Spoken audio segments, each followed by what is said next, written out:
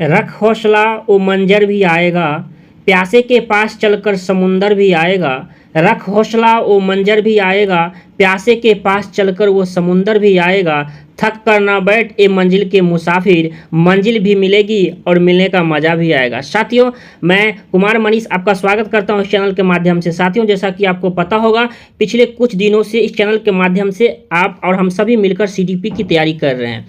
जैसा कि इसी सीरीज का आज फर्स्ट नंबर क्वेश्चन है, क्या आधुनिक मनोविज्ञान का अर्थ है। इसी प्रकार 4 ऑप्शन आपको दिए रहेंगे, मन का अध्ययन या आत्मा का अध्ययन या शरीर का अध्ययन या व्यवहार का अध्ययन। तो कहता है कि आधुनिक मनोविज्ञान यानी अभी वर्तमान समय में जो मनोविज्ञान की बात हो रही है, इसका अर्थ होता है व्यवहार का व्यवहार का अध्ययन, यानी चेंज ऑफ आपका बिहेवियर। जब तक आपके बिहेवियर का अध्ययन जब उसमें होता है, ये आधुनिक मनोविज्ञान का अर्थ होता है। तो इस प्रकार क्या होगा, ऑप्शन नंबर डी जो है यह आपका करेक्ट हो जाएगा। जैसा कि आप देख पा रहे होंगे अगला क्वेश्चन, जैसा कि साथियों स्क्रीन पर यह क्वेश्चन जो है यह आता है। ये कहता है एक बच्चे की मानसिक आयु 5 वर्ष है तथा वास्तविक आयु 4 वर्ष है, तो उस बच्चे की IQ, ठीक ना। सबसे पहले 2 बात समझते हैं, समझने के लिए है क्योंकि अभी आपके परीक्षाओं में जो समय बचे हुए हैं। तो सबसे पहले जैसे कहते हैं मानसिक आयु क्या होता है। मानसिक आयु का मतलब होता है क्या, 4 साल का मान लीजिए, जैसे यहाँ कहता है वास्तविक आयु पहले समझ लेते हैं। वास्तविक आयु कहता है किसी मतलब रियल डेट ऑफ बर्थ आपका जो है यह वास्तविक होता है, ठीक ना।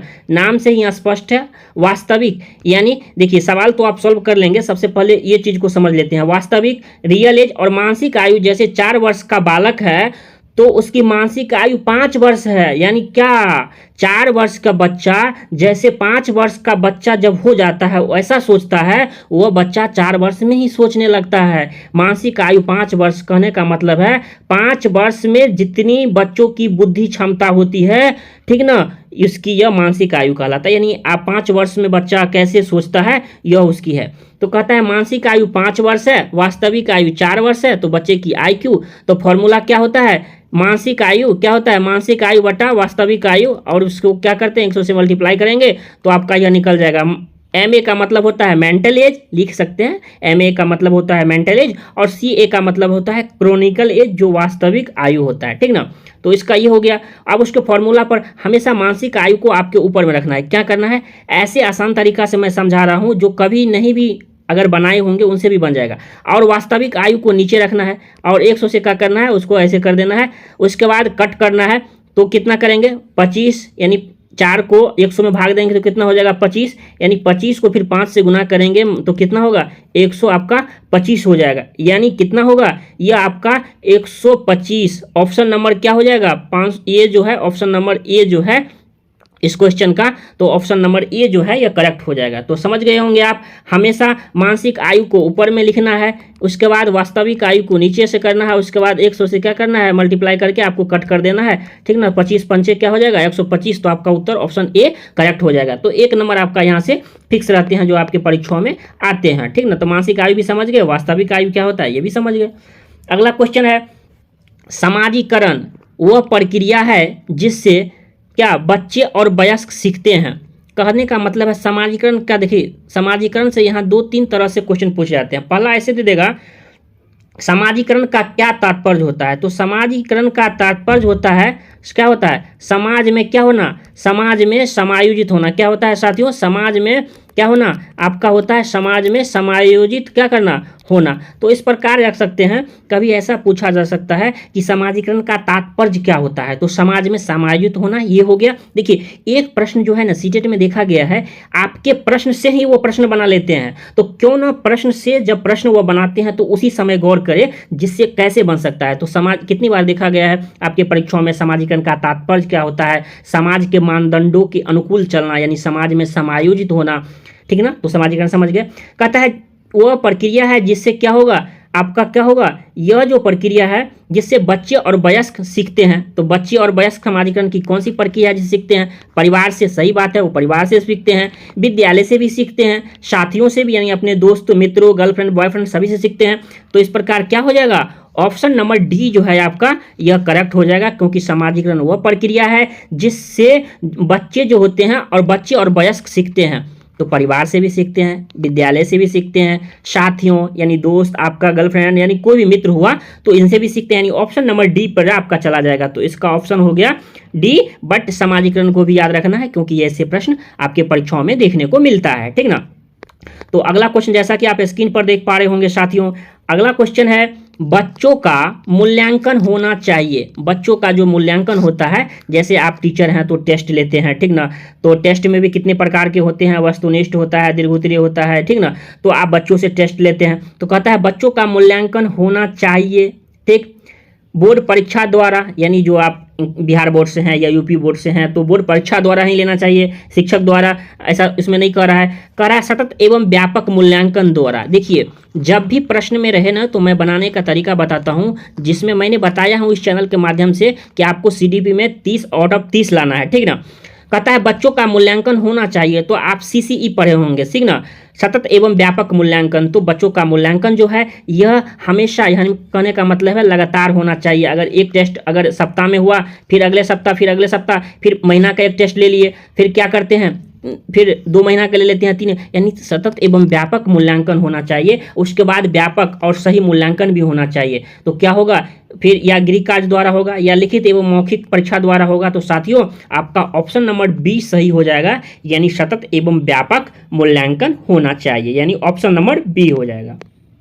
अगला क्वेश्चन जैसा कि आप स्क्रीन पर देख पा रहे होंगे, जीन प्याजे तो आपको छोड़ेगा नहीं, जीन प्याजे तो आपको कभी नहीं छोड़ना है। जैसे आपको पता होगा एक दोस्ती होता है गर्लफ्रेंड बॉयफ्रेंड के बीच, वैसे पियाजे कोहलबर्ग को भी नहीं छोड़ना है, क्योंकि अगर उसको छोड़ दिए तो आपको भी वो छोड़ देगा। कहने का मतलब है यहाँ से आपको 5 नंबर तो फिक्स है, कोई नहीं रोक सकता है उसको। तो इसीलिए गर्लफ्रेंड की तरफ भी उसको चिपका के रखना है। चिपकाने का मतलब है उसको अपने पास रखना है, कभी उसको अलग नहीं करने देना है, ठीक ना। तो जीन प्याजे के सवालों को, कोहलबर्ग के सवालों को आप नहीं छोड़ सकते हैं, जैसे आप अपनी गर्लफ्रेंड बॉयफ्रेंड को नहीं छोड़ते होंगे। कहता है कि प्याजे के संज्ञानात्मक विकास सिद्धांत के अनुसार संवेदी क्रियात्मक अवस्थाएं हैं जीन प्याजे की। साथियों 4 अवस्थाएं को उन्होंने दिया था। पहला क्या दिया था, इंद्रिया जनित गामक अवस्था, उसी का नाम है संवेदी क्रियात्मक अवस्था। इंग्लिश में आप लिख लीजिए सेंसरी मोटर, ठीक ना। क्या सेंसरी मोटर क्या होता है, सीटेट में देखा गया है कि नाम कब खेल हो जाता है। जैसे संवेदी क्रियात्मक अवस्था को आप इंद्रिया जनित गामक अवस्था पढ़े होंगे, ठीक ना। तो आप इसे, तो फिर इसके बाद आता है पूर्व संक्रियात्मक अवस्था, दूसरा में आता है, तीसरा आता है मूर्त और चौथा आता है अमूर्त। तो कह रहा है संवेदी क्रियात्मक अवस्था, तो यह फर्स्ट स्टेज है और इसकी उम्र जो होती है यह जन्म से 2 वर्ष होता है, यानी क्या हो जाएगा, ऑप्शन नंबर ए जो है आपका ये करेक्ट हो जाएगा, ठीक ना। अगला क्वेश्चन जैसा कि आप स्क्रीन पर देख पा रहे होंगे साथियों, यह सेशन कैसा लग रहा है आप कमेंट करके जरूर बताइएगा साथियों। जैसा कि देख पा रहे होंगे, कहता है विकास का अर्थ होता है, विकास का ये नहीं कि आपका बॉयफ्रेंड विकास हो, ऐसा विकास नहीं, ये डेवलपमेंट की बात हो रही है। बहुत के दोस्त भी विकास होंगे, ठीक ना। तो अपने वाला विकास को मत समझिएगा, ये डेवलपमेंट वाला विकास को समझिएगा। कहता है कि विकास का अर्थ होता है, तो अर्थ क्या होता है, परिवर्तनों की उत्तरोत्तर श्रृंखला या अभिप्रेरणा के फलस्वरूप होने वाली परिवर्तन के उत्तरोत्तर, या अभिप्रेरणा इसके साथ साथ आपका क्या है, अनुभव के फलस्वरूप होने वाली परिवर्तन की श्रृंखला, या फिर कहता है आपका परिपक्वता जो मैच्योरिटी होती है वो उसके अनुभवों के फलस्वरूप होने वाले परिवर्तन की श्रृंखला। तो विकास का मतलब ही होता है, यानी क्या, विकास का संबंध मैच्योरिटी एवं एक्सपीरियंस के फलस्वरूप जो है हमारा यह परिवर्तन की श्रृंखला होती है। तो हमारा ऑप्शन नंबर डी पर चला जाएगा, क्योंकि विकास कब होता है, कैसे समझेंगे कि उसमें अच्छा, जैसे एक बात बताता हूँ, गौर से सुनिएगा। एक मान लीजिए 18 साल का लड़का है और उसको एक 18 साल की लड़की समझ लीजिए, अगर उसकी शादी हो जाती है तो ऐसे शादी करने का 21 साल, ठीक ना। लेकिन आप मान लीजिए कि मैं एग्जांपल थोड़ा एज में ज़्यादा लेकर के लेता हूँ, मान लीजिए 25 साल की लड़का है और 23 साल की लड़की है, ठीक। अगर दोनों की शादी हो जाती है, अगर उन्हें 12 बजे रात में अगर मतलब किसको, आपके हस्बैंड और वाइफ को एग्जाम्पल ले लेते हैं।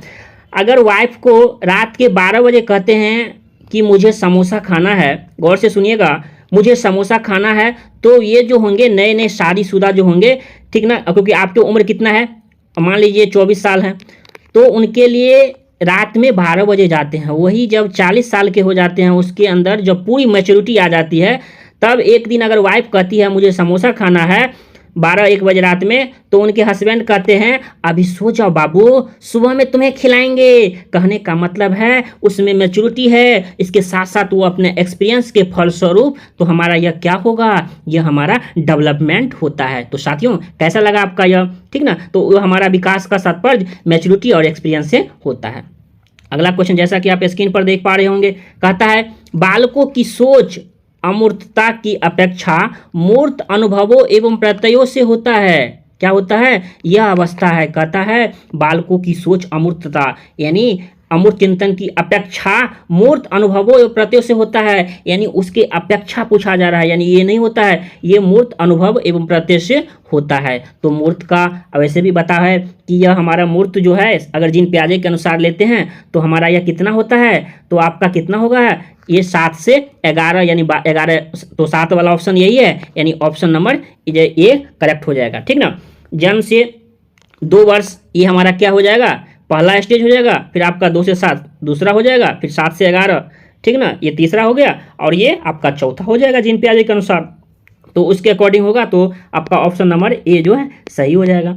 अगला क्वेश्चन जैसा कि आप स्क्रीन पर देख पा रहे होंगे साथियों, इसमें कहता है वो अवस्था, कौन सी अवस्था, जब बच्चा तार्किक रूप से वस्तुओं और घटनाओं के विषय में चिंतन प्रारंभ कर देता है। कहता है वो कौन सी अवस्था है, जब बच्चा अपने तार्किक रूप से वस्तुओं और घटनाओं के बारे में चिंतन प्रारंभ कर देता है। तो साथियों यह हमारा क्या हो जाएगा, यह हमारा मूर्त संक्रियात्मक अवस्था हो जाएगा। संवेदिक क्रियात्मक अवस्था में क्या बच्चा वो तो इंद्रियों के द्वारा करता है, तो नहीं, कहता है वो चिंतन प्रारंभ कर देता है। तो साथियों ये मूर्त अवस्था में यानी 7 से हमारा जो 11 होता है ना, तो उसमें बच्चा क्या करते हैं, थोड़ा वो चिंतन प्रारंभ कर देता है, यानी ऑप्शन नंबर डी पर जाएंगे, और ऑप्शन नंबर डी जो है आपका ये करेक्ट भी हो जाएगा, यानी सही हो जाएगा।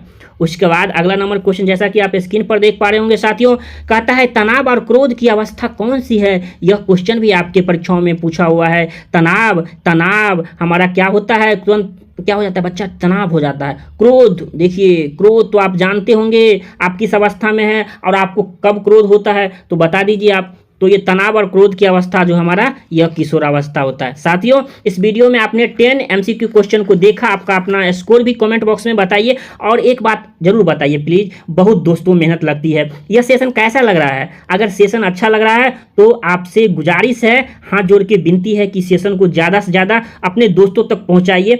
आपसे कोई यहाँ 1 रुपया 2 रुपया नहीं मांगा जा रहा है। प्लीज़ साथियों आप हो सके तो प्लीज़ अपने दोस्तों तक जरूर पहुँचाइए, आपसे हाथ जोड़ के गुजारिश है। साथियों इस वीडियो को बनाने के पीछे इतनी मेहनत लगती है ना, जितना आप सोच भी नहीं सकते हैं। अगर 10 मिनट की वीडियो को बनाने के लिए साथियों पता है 1 घंटा 2 घंटा खुद अध्ययन करना पड़ता है, आप सबके लिए PPT बनाना पड़ता है कि बच्चे कैसे समझेंगे, ये भी पढ़ना पड़ता है, क्योंकि पढ़ाने के लिए भी पढ़ना पड़ता है। तो प्लीज़ आप सभी दोस्तों से गुजारिश है, मेरी जितने बहन भाई देख रहे हैं इस वीडियो को, तो प्लीज़ इस वीडियो को इतना शेयर कीजिए और ज़्यादा से ज़्यादा दोस्तों तक जरूर शेयर कीजिए। जय हिंद, जय भारत।